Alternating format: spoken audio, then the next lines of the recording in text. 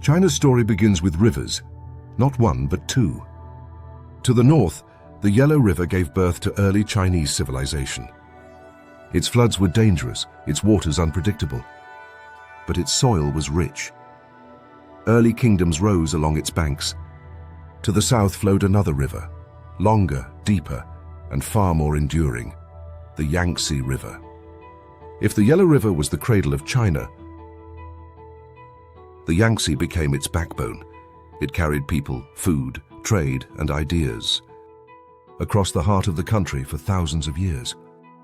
This is a river that never stopped shaping China, even as China transformed around it.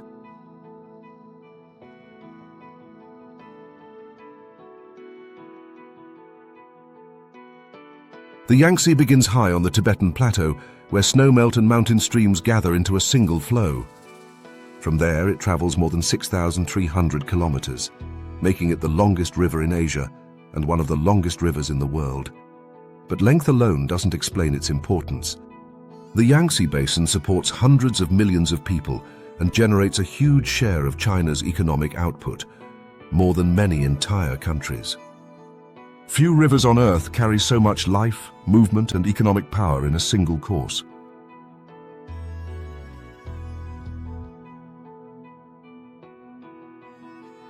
From ancient to modern times, the Yangtze powered China's economy. Grain grown in the fertile interior could be shipped downstream. Goods, ideas, and people moved with the current, tying distant regions together. Some of China's greatest cities rose along its banks, cities whose fortunes were inseparable from the river itself. Upstream lies Chongqing, once remote, now one of the largest urban centers on Earth. Further east stands Wuhan, where the river has long served as a crossroads between north and south. And near the river's mouth, the Yangtze spreads into a vast delta leading to Shanghai, China's great window to the world. Through canals and waterways, the Yangtze linked inland China to the coast.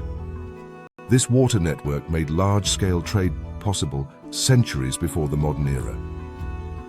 This was not accidental. Water was China's original infrastructure.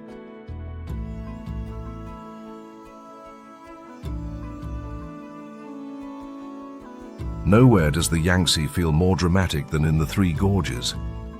Here, towering cliffs rise above the river, narrowing its path and accelerating its flow. For generations, this stretch of river inspired fear, poetry, and legend. In modern times, it also became the site of one of humanity's most ambitious engineering projects, the Three Gorges Dam. The dam was built to generate power, control flooding, and improve navigation. But the dam also reshaped both the river and the lives of millions who lived nearby. It remains a symbol of modern China's confidence and of the complex trade-offs that come with mastering nature.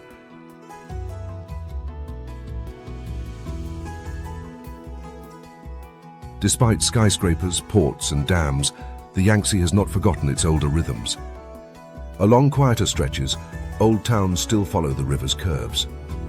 Fishing boats still drift through morning mist. Markets, temples, and riverside paths remain part of daily life. The river carries memory not through monuments, but through continuity. Generations have lived by watching its rise and fall, planting and harvesting according to its seasons. Even today, many people measure time not by calendars, but by the river's behavior. The Yangtze does not erase the past, it absorbs it.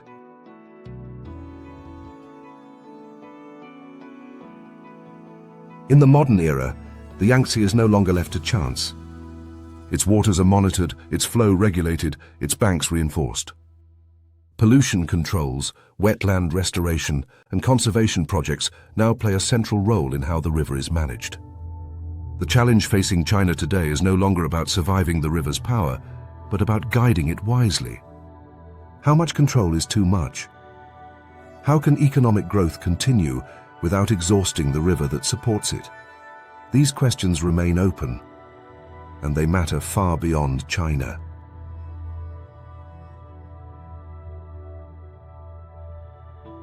The Yangtze has outlasted empires, wars, and revolutions. It fed ancient farmers, carried imperial grain fleets, powered industrial growth, and now sustains modern megacities. To understand the Yangtze is to understand how China views time, not as something that ends, but as something that flows. The river keeps moving. China keeps changing. And as it has for thousands of years, the Yangtze continues to carry both memory and momentum together. We'd like to hear your thoughts on the Yangtze and what it represents today. Feel free to share them in the comments. If you enjoyed this journey, subscribe for more stories about Asia past and present. Click all notification bells so you don't miss future videos.